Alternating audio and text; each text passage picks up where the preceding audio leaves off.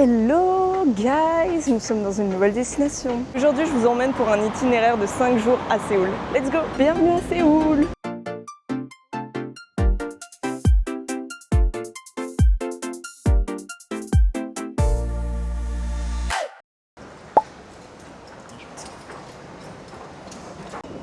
Là-haut c'est le paradis. Regarde.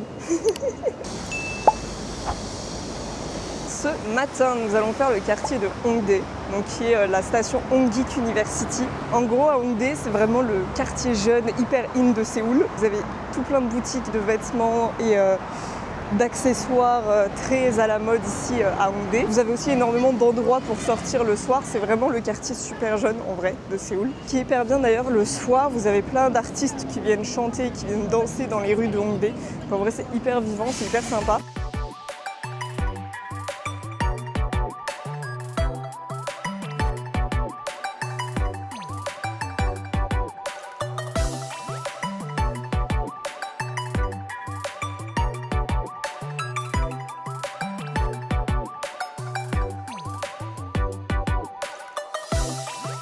Alors à Séoul, il y a énormément de boutiques comme ça, énormément de casquettes dans une boutique, énormément de t-shirts, énormément d'accessoires, de bijoux, etc. Et ils sont hyper forts pour ça et t'as un choix de dingue. C'est limite overwhelming parce qu'on sait pas où regarder. Genre par exemple un petit chapeau en crochet, il y en a.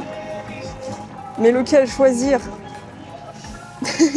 C'est ça en fait, il y a trop de choix partout. Regardez, il y a encore des casquettes de ce côté, c'est abusé. Dans plusieurs boutiques ici à Séoul, vous pouvez vous faire rembourser la taxe directement. Donc des fois, c'est directement à la caisse. Et d'autres fois, vous avez des machines en fait dans la boutique pour vous faire rembourser la taxe. Donc il faut bien penser à prendre votre passeport parce que ça se fait forcément avec le passeport. Et comme ça, ça fait une petite discount. Donc pensez-y pour votre prochain voyage à Séoul parce que c'est vraiment intéressant pour certains produits qui peuvent être un peu plus chers.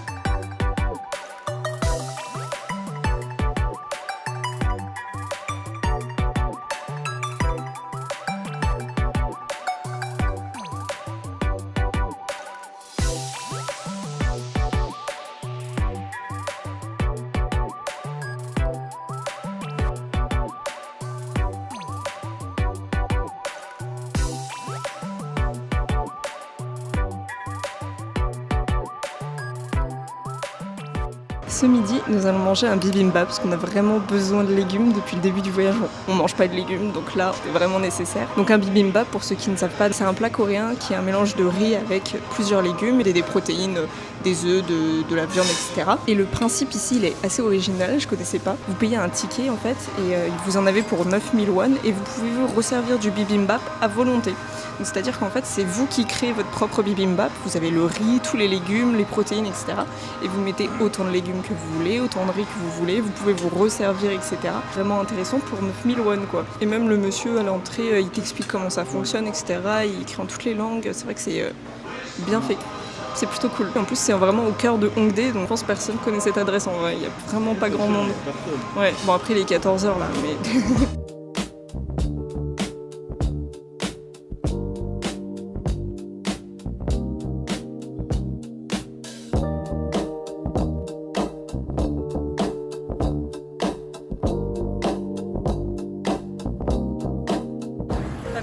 J'ai acheté un petit smiski parce que c'était pas très cher, c'est 6 € ici. Et je vais l'ouvrir maintenant parce qu'en fait, dans mon sac, ça rentre pas. Du coup, opening.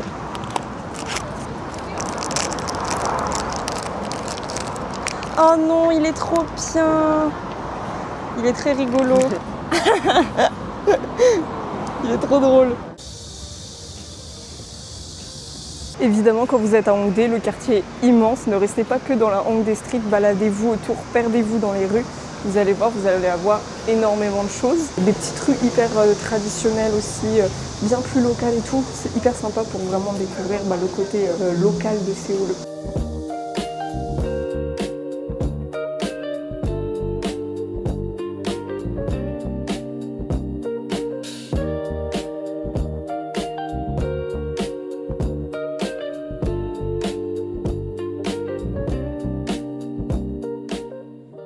Alors les essentiels ici pour vous déplacer notamment. Pour le bus et le métro, du coup vous avez la T-Money Card qui est du coup la carte de transport ici. Pour l'obtenir, c'est simple, vous allez dans un convenience store, donc un GS25, un 7-Eleven, un CU, enfin tout ce que vous voulez, et vous demandez une T-Money Card. La T-Money Card, c'est je crois 3000 won. Et ensuite, vous n'avez plus qu'à demander de la recharger une première fois. La première recharge donc, dans la supérette, c'est en espèces. Donc il faut que vous prévoyez de l'espèce pour pouvoir la recharger. Et ensuite, vous pourrez la recharger dans toutes les stations de métro. Donc ça, c'est assez simple et vous pouvez le faire en carte. Voilà pour la T-Money. Ensuite, la carte SIM, vous avez plusieurs possibilités. Vous avez forcément l'enclé SIM, mais honnêtement, c'est toujours un peu plus cher et avec moins de data. Donc ce que je vous conseille, c'est soit de prendre une carte SIM directement à l'aéroport si vous n'avez pas envie de vous prendre la tête et de partir du coup de l'aéroport avec déjà internet, etc. Ou sinon, c'est de prendre donc du coup une carte SIM dans la ville. Vous pouvez en trouver donc dans les convenience stores, mais c'est un peu plus cher. Donc là, ce que je vous conseille de faire, c'est juste de chercher des magasins qui sont spécialisés dans les prepaid de cartes SIM, comme ils appellent ça. Là, pour Philippe, pour 7 jours, avec data illimitée, on en a eu pour 20 000 won. Peut-être un peu moins cher dans certains, mais j'avoue qu'on a eu un peu la flemme de chercher, etc. La carte SIM, il fallait payer 5 000 won pour vraiment juste la carte SIM. Et il lui a dit « Ouais, mais si tu mets un avis, c'est gratuit. » Du coup, on a mis un avis pour avoir la carte SIM gratuite. Donc, très bonne boutique, je recommande. Un autre quartier très touristique à Séoul, c'est le quartier de Myeongdong. Donc c'est un quartier où vous avez énormément de restaurants, énormément de cafés et de boutiques, genre skincare coréenne, vêtements, etc. Un peu comme Hongdae, mais plus petit, je trouve. Mais ce que vous avez aussi le soir qui est hyper intéressant, vous avez énormément de street food coréenne à tester là-bas. Alors évidemment, c'est un truc hyper touristique. Il y a beaucoup de monde, les prix sont à peine plus élevés, mais ça reste abordable. Mais vous avez énormément de choix et ça, c'est vrai que c'est hyper cool pour pouvoir tester plein de choses différentes. Allons découvrir le quartier ensemble.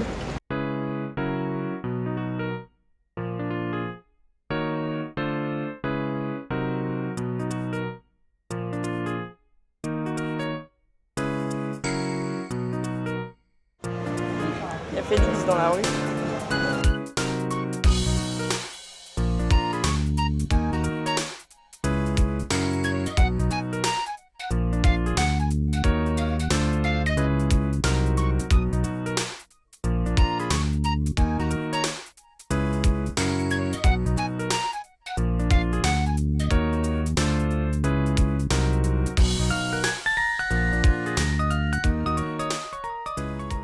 En général, en Corée, dans toutes les stations de métro, en tout cas les grandes, vous avez énormément de petites boutiques avec le plus souvent des vêtements, des accessoires. Et c'est moins cher en général qu'en surface, donc ça peut être intéressant de venir faire du shopping underground. À Myeongdong, vous avez également le Daiso le plus grand de Séoul, qui est sur 12 étages, donc c'est juste énorme. Là, ce soir, il y a énormément de monde, j'avoue. Et donc le Daiso, ce qui est vraiment impressionnant, c'est que vous trouvez de tout, mais genre de tout. C'est un peu un mélange de Emma, Miniso, Action, voilà, c'est ce mélange-là. Et du coup, vraiment, là, sur 12 étages, vous trouvez tout ce dont vous avez besoin. Du coup, à chaque étage, c'est un thème différent et du coup, vous avez un type d'article.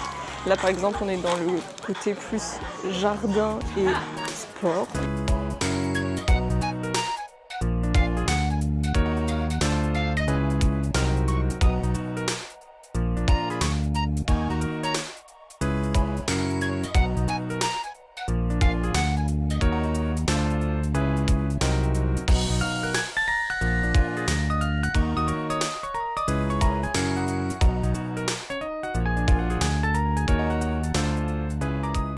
Ça y est, on est sorti du Daiso. En vrai, il y a des choses quand même hyper intéressantes, surtout pour la skincare et tout. Je m'attendais pas à ce qu'il y ait autant de marques. Petit haul, je pense, en arrivant. On a eu des choses intéressantes et d'autres un peu inutiles, mais tellement pas chères qu'en vrai, ça devient intéressant. Mini haul de ce qu'on a pu acheter à Daiso.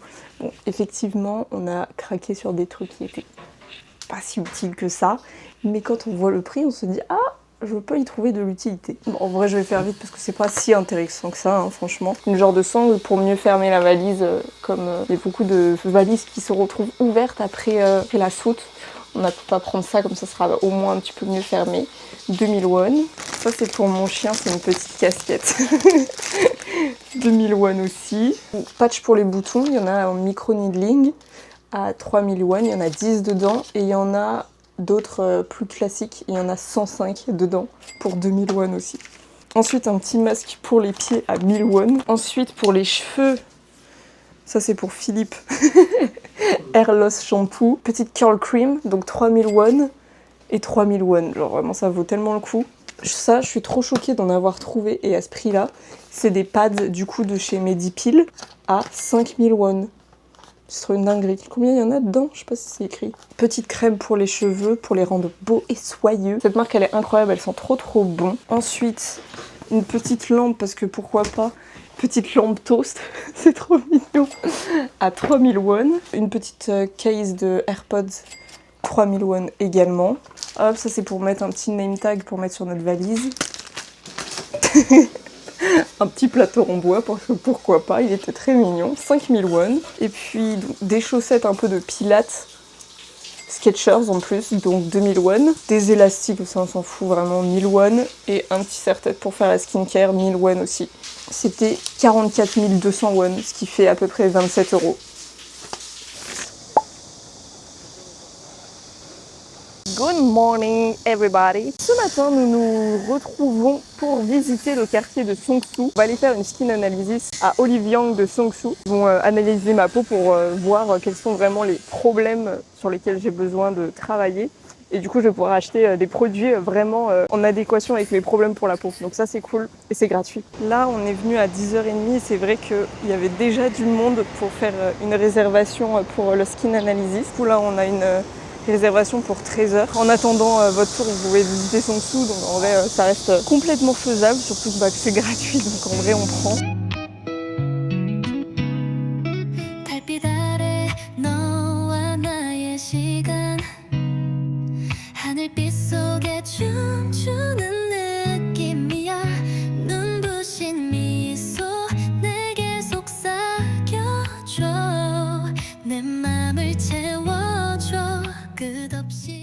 Alors Seongsu, c'est vraiment un quartier super sympa. Il y a plein de pop-up, etc.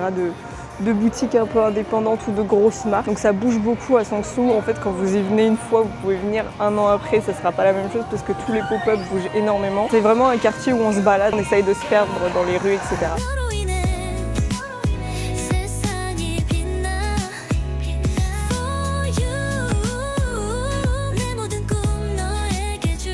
Là, on est dans une rue où il y a vraiment plein de petites boutiques, plein de petits cafés et de restaurants. Toutes les façades sont trop jolies et tout. Il y a tellement de boutiques, c'est vraiment trop cool pour visiter. Et en plus, c'est des marques coréennes, indépendantes, etc. Donc en vrai, c'est pas des choses que vous voyez dans les magasins type à Hongdae, Myeongdong, etc. où c'est de la qualité un peu moyenne. Ici, il y a quand même pas mal de très bonne qualité, mais c'est forcément plus cher par contre. Mais en vrai, c'est sympa pour juste l'ambiance de la rue et tout, c'est trop cool.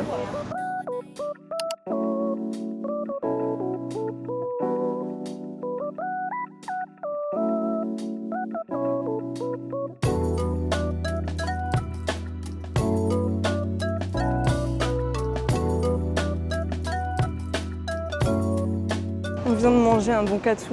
Ah, il était trop bon. C'est un poulet un peu frit, mais dans une friture un peu spéciale. Je sais pas si c'est une spécialité japonaise ou coréenne. Faudrait que je me renseigne. Mais en tout cas, c'était vraiment trop bon et c'était pas trop cher. Ça va, on s'en est sorti pour 22 000 won en tout, donc pour 2 repas. C'était quand même copieux. Le poulet, il était massif. Plus, c'était hyper facile de commander et de payer parce que tout se fait sur les petites bornes. Il y a beaucoup ça en Corée où tu commandes et tu payes directement sur la borne. Beaucoup plus rapide.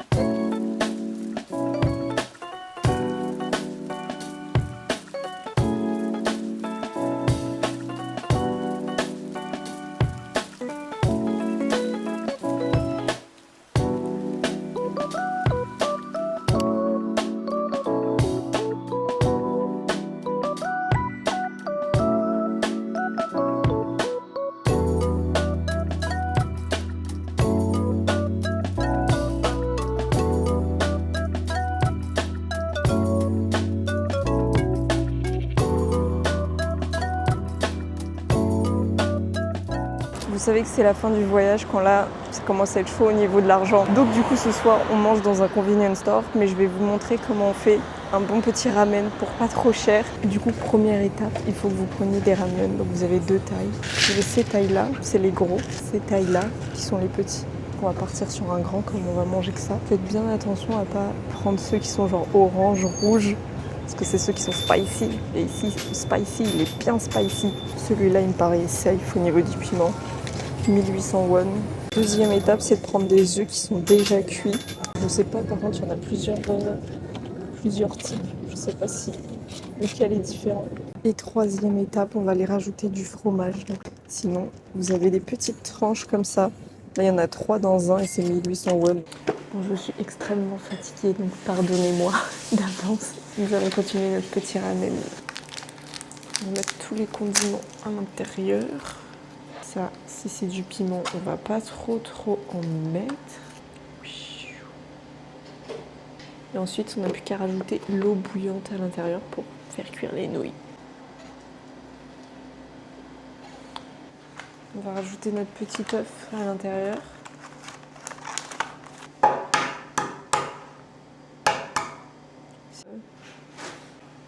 Les tranches de cheese. Wow. Bah, ils sont un fromage genre... ils sont un peu la mimolette, genre la mimolette de cantine. Je sais pas si tu vois. Qu'on avait à la cantine quand on était petit peu. Comme ça, on obtient quelque chose qui ressemble peut-être pas à quelque chose, mais en tout cas qui a l'air consistant.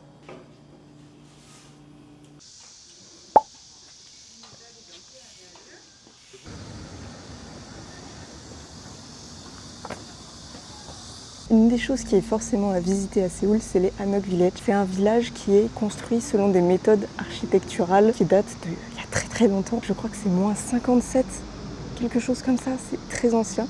Donc du coup, c'est construit selon des méthodes traditionnelles. Ces petits villages, donc il y en a beaucoup à visiter en Corée. Il y en a un très connu, je remettrai le nom, mais du coup c'est très touristique et ça gâche un petit peu l'ambiance de la ville parce que c'est censé être un cadre très reposant, calme. Parler pas très fort, etc. C'est vrai que ça gâche un peu l'expérience. Donc on a décidé d'en visiter un autre qui est un petit peu en dehors de Séoul, qui s'appelle le Eunpyeong Hanok Village et qui est un village qui a été construit assez récemment, donc toujours selon des méthodes traditionnelles, mais assez récemment. Mais voilà, il est beaucoup moins touristique et c'est hyper agréable. Là, on arrive dans le Hanok Village et il y a les grandes montagnes en fond avec les superbes maisons et tout. Franchement, c'est beaucoup plus appréciable. Et let's go, on visite ensemble.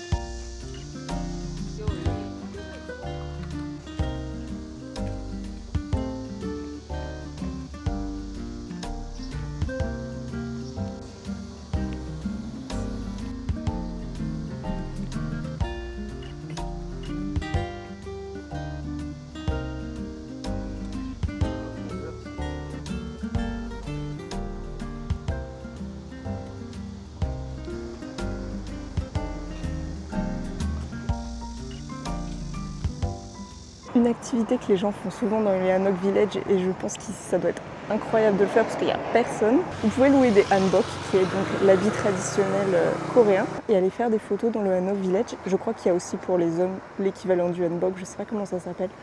Et vous pouvez du coup aller prendre des photos dans le Hanok Village avec votre hanbok. Donc ça fait un petit côté traditionnel super mignon, super joli.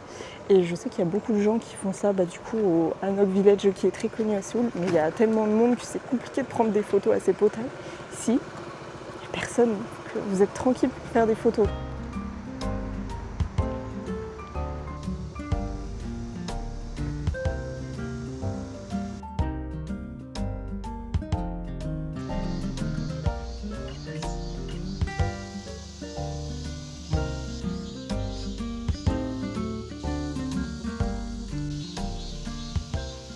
Un peu plus en hauteur de ce Hanok Village, vous avez un temple que vous pouvez visiter et vous avez aussi une entrée pour une petite randonnée, je pense, pour atteindre le pic des montagnes qui sont juste derrière.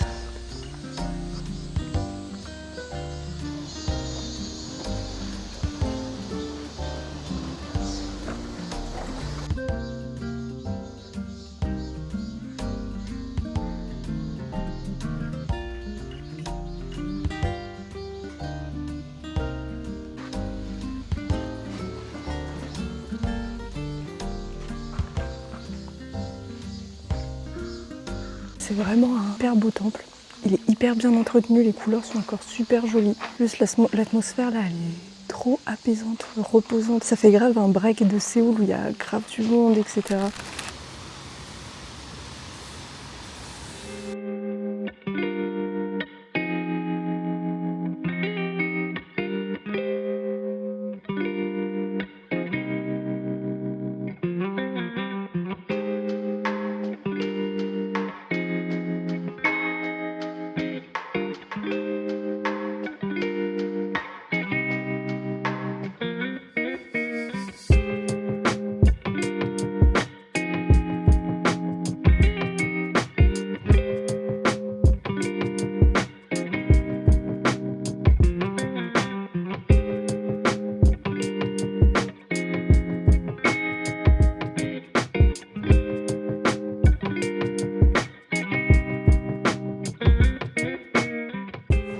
Si vous cherchez à Séoul un endroit pour vous balader, vous pouvez venir dans, je sais pas comment ça s'appelle, c'est des genres de coulées vertes comme on dit en France, avec la rivière du coup qui parcourt Séoul. Et en fait, les gens viennent ici pour se balader en famille, pour faire du sport. Il y a beaucoup de gens qui font du jogging ici parce que c'est du coup une voie hyper verdurée, en dehors de la circulation, etc. C'est franchement une balade super cool que vous pouvez venir faire ici à Séoul pour sortir un peu de l'agitation, de la foule, voilà.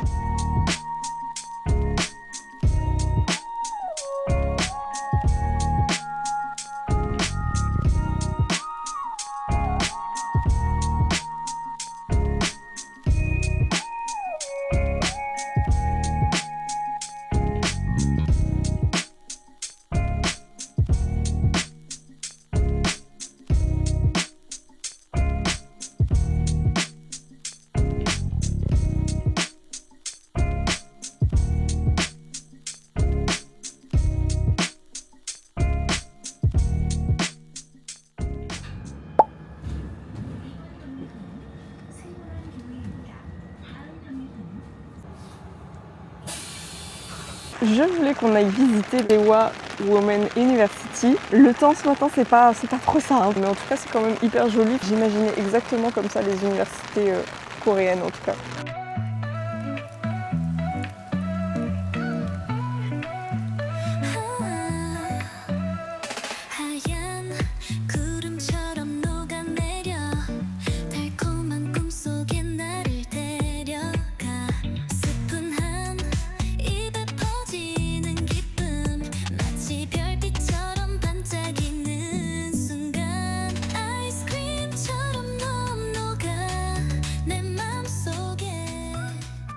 À l'intérieur, il y a des petits restaurants, je pense universitaires et tout. Ouais, ça pouvait être cool, on n'a pas pensé à manger ici. Là, j'imagine bien les étudiants prendre à manger et venir manger sur les escaliers. Je pense que c'est comme ça que ça se passe.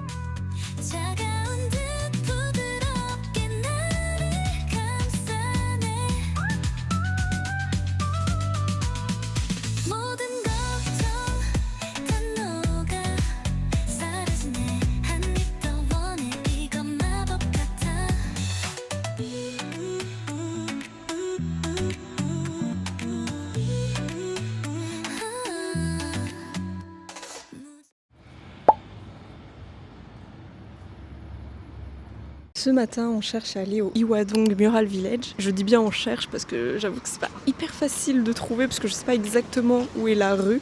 En gros, c'est une rue avec plein de street art sur les murs, etc. qui est assez jolie. Là, on y va petit à petit. Et ce que j'aime vraiment dans Séoul, c'est que tu peux passer vraiment de rues super grandes, super animées, etc. à des petites rues hyper locales. Et ça, c'est trop cool pour découvrir Séoul. Vraiment, Séoul, c'est hyper grand, donc il y a tellement de choses à visiter, tellement de quartiers à voir. C'est hyper cool pour rester plusieurs jours ici.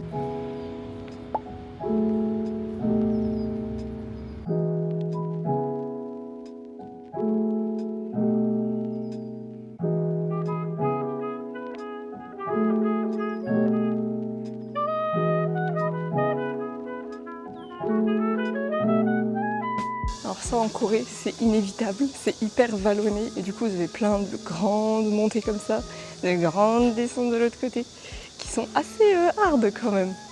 Donc faut venir avec des bonnes chaussures quand même en Corée.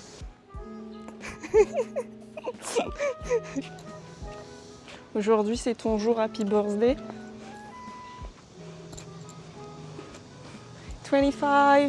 25 ans, ça commence à devenir vieux. Hein. Ça, ce genre de montée, c'est plus possible. Hein. Non mais pour de vrai, par contre, les petits vieux qui doivent faire ça tous les jours, comment ils font?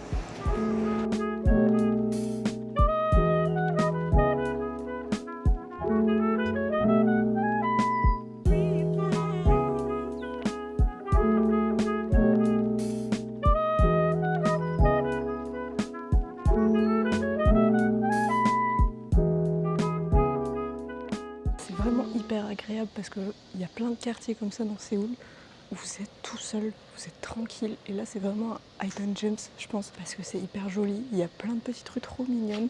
Vous avez une super belle vue en plus, comme on est un petit peu en hauteur. Et il n'y a personne. Je sais pas si vous voyez bien en face, mais du coup, souvent, les gens, ils ont ça, des genres de pots en terre cuite comme ça. Et c'est là-dedans qu'ils font fermenter le kimchi.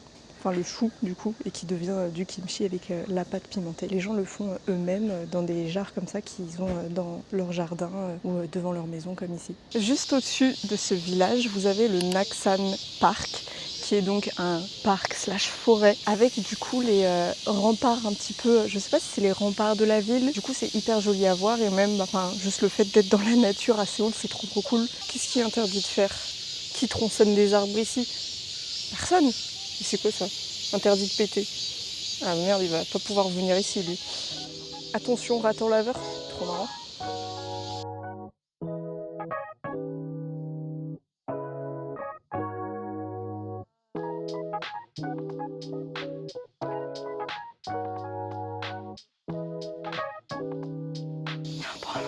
Pourquoi il est tourné comme ça? Il est puni le banc ou quoi? Sympa la vue depuis le banc.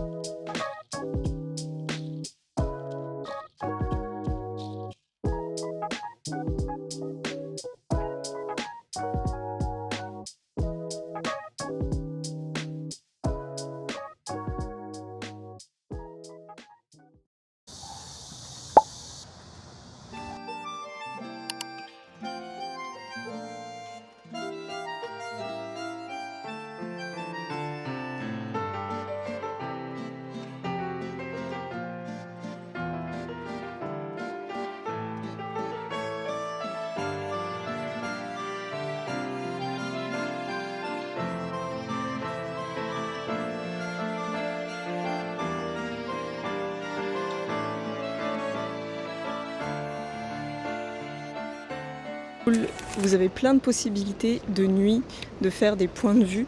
On vous parlera forcément de la Han River.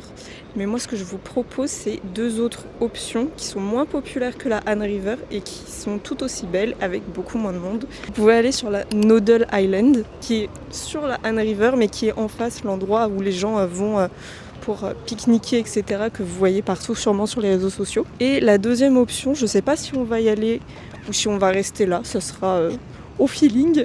Je mettrai le nom juste ici, ce sera plus simple, qui est un spot un petit peu plus en hauteur et qui est sur les terres cette fois, mais de l'autre côté de la Han River, pour voir du coup le coucher de soleil, les lumières de la ville. Donc ça peut être un spot aussi très très cool. Il y a une culture du pique-nique ici, c'est dingue. Ils ont leur petite glacière avec leur petite table, leurs petites serviettes, etc. Et vous avez en fait autour de ces spots-là toujours plein de gens qui louent des genres de petits matelas qu'on met pour s'asseoir, des petites tables, des petites lampes et tout pour mettre sur la table. Il y a un dress code ou quoi? Les gens ils sont tous habillés pareil. Toi franchement tu respectes pas le dress code là. Pourquoi tous les gens ils sont en blanc et en noir comme ça?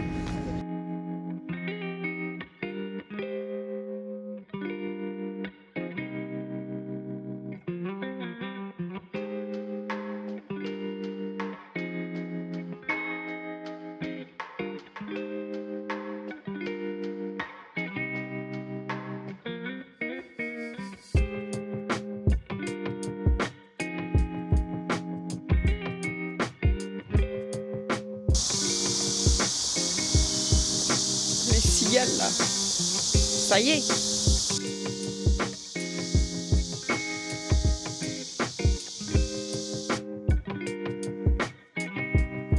On a tellement bien fait de monter ici. Oh, c'est une dinguerie.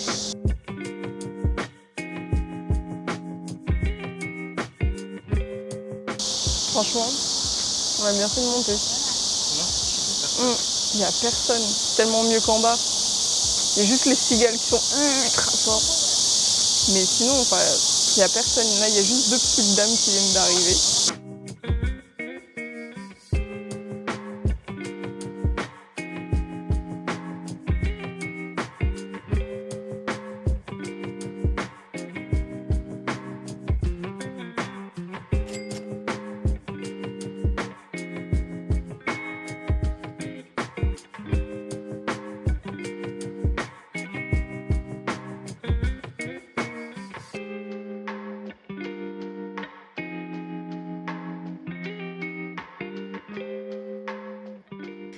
Eh bien, je crois que c'est une fin de vidéo. Ça y est, on a fait notre semaine à Séoul. C'est la 2e fois que je viens et je peux dire encore aujourd'hui que c'est vraiment une ville avec énormément de choses à faire. Ça m'a vraiment plu de voir autre chose que les choses les plus touristiques à faire à Séoul.